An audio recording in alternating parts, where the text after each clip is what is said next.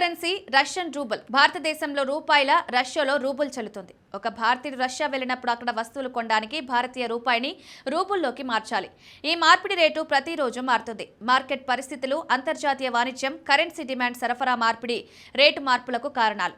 August 6 గణాంకాల ప్రకారం ఒక భారతీయ రూపాయికి దాదాపు 0.91 రూబుల్స్ వస్తాయి. మీరు 100 రూపాయలు రష్యా తీసుకువెళ్తే మీకు 91 రూబుల్స్ మాత్రమే లభిస్తాయి.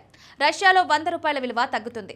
ఇది సాధారణ విషయం, ఎందుకంటే వివిధ దేశాల కరెన్సీలు వేర్వేరు స్థాయిలో ఉంటాయి. మీరు రష్యాకు వెళ్లాలనుకుంటే కరెన్సీ ఎక్స్చేంజ్ గురించి సరైన సమాచారం తెలుసుకోవాలి. దీనికోసం రోజువారీ ఎక్స్చేంజ్ రేటును ఆన్లైన్ వెబ్సైట్లో, మొబైల్ యాప్లలో చూడవచ్చు.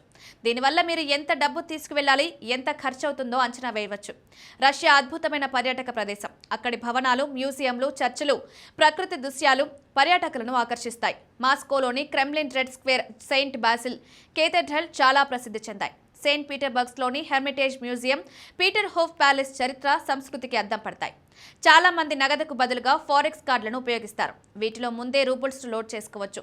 మిగిలిన డబ్బును తిరిగి భారతీయ రూపాయల్లోకి మార్చుకోవచ్చు. విమానాశ్రయాల్లో కూడా ఈ సదుపాయం ఉంటుంది, కానీ అక్కడ రేట్లు ఎక్కువ ఉండవచ్చు. అందుకే విదేశాలకు వెళ్ళినప్పుడు కరెన్సీ గురించి ముందుగా ప్రణాళిక చేసుకోవాలి.